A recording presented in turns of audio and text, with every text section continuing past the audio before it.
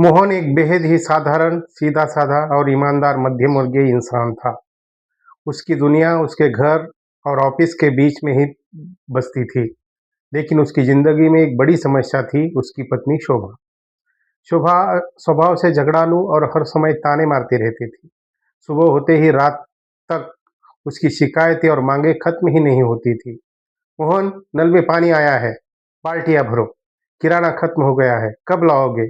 Gas cylinder खत्म हो गया है, आज ऑफिस से छुट्टी ले लो और लाइन में लग जाओ। ऑफिस में बॉस की डांट और घर पर आकर शोभा के ताने, इस दोनों के बीच बेचारा मोहन पूरी तरह से पिस चुका था। उसे लगता था कि उसकी जिंदगी बस सिर्फ बोझ बनकर रह गई है। वो हताश और निराश हो चुका था। एक दिन की बात है, मोहन थका हारा घर पर लौटा था। आने के बाद ही शोभा ने शुरू वही पुराना रोना शुरू कर दिया। मोहन का दिमाग गर्म होने लगा, लेकिन उसने कुछ नहीं कहा। वह चुपचाप घर की छत पर जाकर बैठ गया। उस समय रात का था, आसमान में चाँद चमक रहा था। मोहन निराश होकर आसमान की तरफ देखते हुए बोला, हे भगवान! कैसी है मेरी ज़िंदगी? क्या कभी मेरी ज़िंदगी में भी कोई चमत्कार होगा या नहीं? मुझे इस रोज़-रोज़ की परेशानी से कौन बचाएगा? उसकी आँखों में आँसू और दिल में गहरी थकान थी।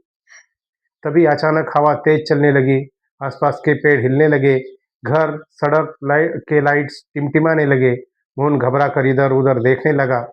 तभी उसके सामने एक तेज सफेद रोशनी प्रकट हुई। मोहन आंखों बंद कर ली।